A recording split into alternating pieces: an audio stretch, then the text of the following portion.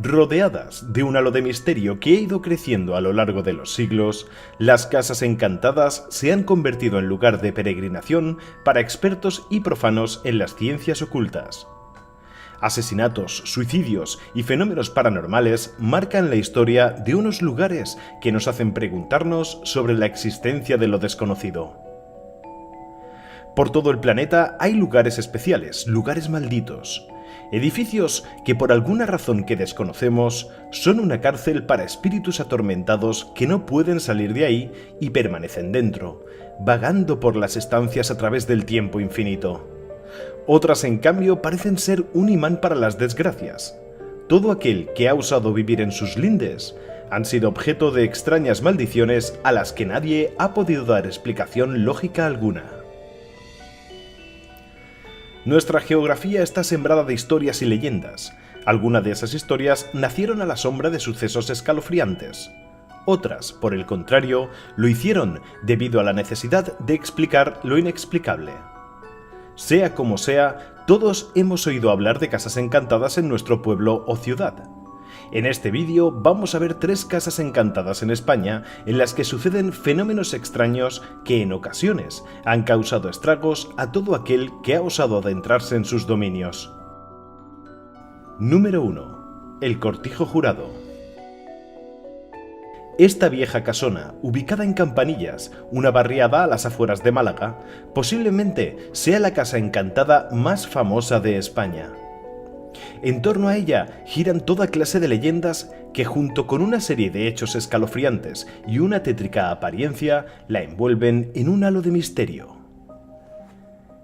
Pese a que no se tiene constancia documental de su año de construcción, se sabe que fue levantada en la segunda mitad del siglo XIX. La obra, de estilo neogótico y ecléctico, sigue la estética inglesa que tan de moda estaba entre la alta burguesía española. Detrás de su construcción está la poderosa familia Heredia, que junto con los Larios y otros más compondían la llamada Oligarquía de la Alameda, un grupo de familias adineradas asentadas en Málaga con grandes proyectos comerciales e industriales. Los primeros hechos dramáticos tienen lugar entre 1890 y 1920, en los que hasta 5 chicas aparecen brutalmente asesinadas en el margen de un río cercano a la propiedad. Antiguos testimonios hablan de una red de túneles que comunicaría las fincas de los Heredia y los Larios y en los que supuestamente se habrían encontrado en los años 30 abundantes instrumentos de tortura. Años después, durante la Guerra Civil, en la finca tuvieron lugar numerosos fusilamientos. La guerra fue especialmente cruda en Málaga, ya que se mantuvo republicana y fue duramente castigada por el bando sublevado. En estos años, el Cortijo Jurado se utilizó como hospital y sus sótanos sirvieron de calabozos. Los años posteriores supusieron el abandono total de la casa. En los 70 la familia Vega Jurado se hace con la propiedad y esta acaba en ruina. Al llegar la década de los 90, un grupo de prominentes parapsicólogos se hace eco de la historia de la casa y graban espeluznantes psicofonías en las que se pueden escuchar gritos y sonidos de latigazos. La opinión pública no tardó en volver a prestar atención a la casona abandonada, que se convirtió en lugar de peregrinación de curiosos. Uno de ellos, el joven Julio Vázquez, acude en busca de aventuras con un grupo de amigos. Una vez en la finca, el chico cayó en un pozo de 30 metros de profundidad que lo dejó postrado en una silla de ruedas. De hecho, el estado ruinoso de la casa es tal que no se recomienda su visita dado el peligro real que entraña. En sus más de 150 años de existencia, sus muros han sido testigos de toda clase de dolores y tragedias. Son muchos los que afirman ver una neblina arrastrándose por el suelo lleno de escombros o siluetas que se asoman por las ventanas. Habladurías o realidad, la casa continúa con su aspecto decrépito pero enigmático, mirando desafiante al mundo que la rodea. Número 2. El Palacio de Linares. En pleno corazón de Madrid, en la esquina que forma el Paseo de Recoletos con la calle de Alcalá, se encuentra el impresionante Palacio de Linares. Viendo el dinamismo de este bullicioso rincón de Madrid, nadie podría imaginar el oscuro secreto que aguarda el palacio. En 1872, el marqués de Linares, José de Murga y Reolid, se hace con el solar en que más tarde se construirá un palacio para él y su esposa Raimunda. En su construcción no escatimó en gastos, refinados tapices, mármoles y frescos, el mobiliario más exquisito de la época.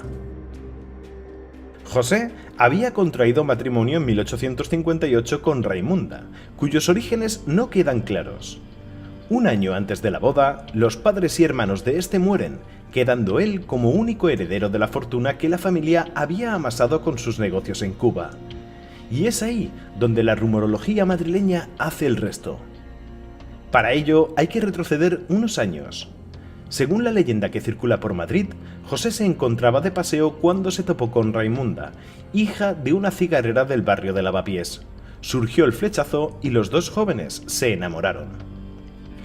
Cuando José hizo saber a sus padres sus intenciones para con la muchacha, este, horrorizado, prohibió terminantemente el romance de su hijo con Raimunda y envió al joven a Londres, quien acabó volviendo a Madrid por su enamorada.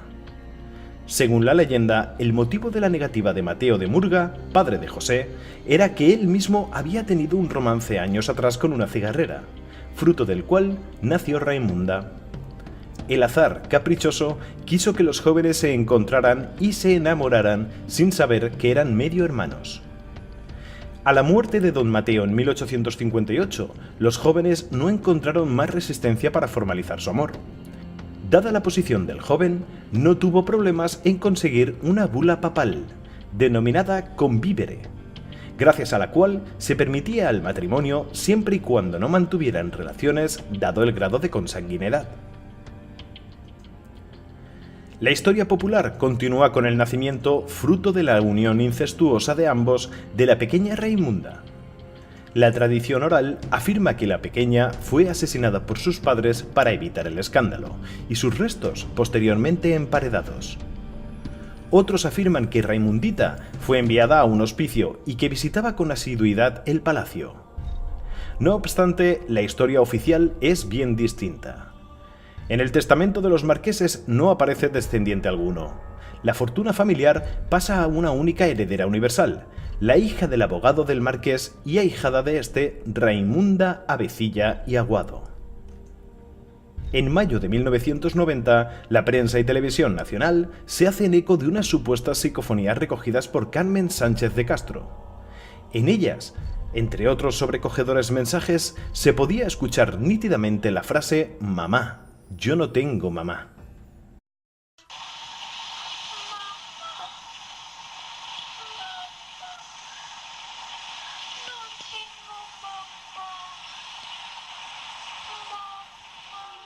Esto atrajo a numerosos parapsicólogos y estudiosos de lo paranormal que recogieron otras tantas grabaciones y relataron corrientes inexplicables de aire gélido en época veraniega, linternas que se apagaban solas y, lo más escalofriante, música y llantos incesantes de origen desconocido. A día de hoy, sigue sin haber una explicación lógica a todo lo que sucede en ese lugar. Número 3. Casa de los Bayón. A comienzos del siglo XX, una acomodada familia leonesa afincada en el Rayán, Asturias, sufrió uno de los episodios de poltergeist más famosos de la historia de España. Nos remontamos al año 1915. Eusebio Bayón y su esposa Concepción González se habían trasladado junto con sus muchos hijos desde León, de donde eran originarios, al caserío asturiano de Rayán, atraídos por las oportunidades que ofrecían las minas existentes en la zona. En ese mismo año nace su 13º hijo, Juan, y es en ese momento cuando comienzan los fenómenos inexplicables. Una noche, el llanto del bebé despierta a Concepción y a Eusebio, quienes acuden a la habitación del pequeño y descubren, aterrorizados, cómo la cuna se movía sola con gran violencia. Los hechos se sucedieron durante varias noches hasta que Eusebio, desesperado, comentó lo ocurrido a varios vecinos del pueblo. Juan Alonso, un vecino de la localidad, serio y con una gran fuerza física, se ofreció para guardar vela junto al pequeño y tratar de entender qué estaba sucediendo. Cuando de madrugada vuelven a producirse los acontecimientos, el vecino intenta frenar la cuna sin conseguirlo y acaba en el suelo despedido por la fuerza de la misma. En otra ocasión, fueron hasta 3 hombres quienes intentaron parar la cuna. El resultado fue el mismo. Desde entonces, los fenómenos en la casa se multiplicaron. Ruidos de cadenas, objetos que se movían solos, sonidos que salían de dentro de los muros. Doña Felicita Bayón, nieta de los protagonistas de la historia, relató cómo en ocasiones algunos rosarios y escapularios que se guardaban en un armario bajo llave aparecían dispuestos formando una cruz sobre el pequeño Juan o incluso colgando de sus orejitas. Con los años, los poltergeist se hicieron aún más violentos y los vecinos desde fuera de la casa podrían incluso ver cómo las puertas y ventanas se abrían y cerraban solas. Tal magnitud alcanzaron los acontecimientos que la misma Guardia Civil de la vecina Moreda tuvo que intervenir, haciendo guardia en la casa y frente a ella. Algunos agentes salieron despavoridos ante los movimientos de muebles y objetos, las piedras que aparecían inexplicablemente dentro de la casa y demás fenómenos. El caso ganó fama nacional y la atemorizada familia vio durante ese tiempo cómo el tranquilo valle se convirtió en lugar de peregrinación de curiosos y personajes de todo tipo. Uno de los momentos más terribles fue cuando uno de los grandes crucifijos que había colgado en la pared empezó a moverse solo y luego salió disparado. Otro de esos momentos fue cuando Concepción se despertó en medio de la noche y comenzó a andar por la habitación. Su marido le preguntó a dónde iba, a lo que ella respondió: ¿No oyes que me están llamando? Estuvo de pie, sola, en la habitación contigua durante un largo tiempo. Nunca quiso decir con quién o con qué habló, pero sí dijo que tenía que ir a Camplongo, León, a escuchar música y poner velas. Dijo que si contaba más sobre lo sucedido, los sucesos volverían a repetirse. Concepción murió a los 103 años, llevándose el secreto a la tumba. Aún son muchas las casas que quedan por relatar, y en Mundo Creepy queremos conocerlas todas. Si quieres seguir sabiendo cuáles son las casas encantadas más famosas, ya sabes, dale a like y compártelo con tus amigos. Poco a poco iremos repasando todas y cada una de las casas encantadas, pero no solo de España, sino del mundo. Y ya sabes, si durante tus vacaciones pasas cerca de alguna casa encantada, saca un par de fotos para nosotros. Pero cuidado, no vaya a molestar a cualquiera que sea el que ahora vive en ellas. Bechis, adiós.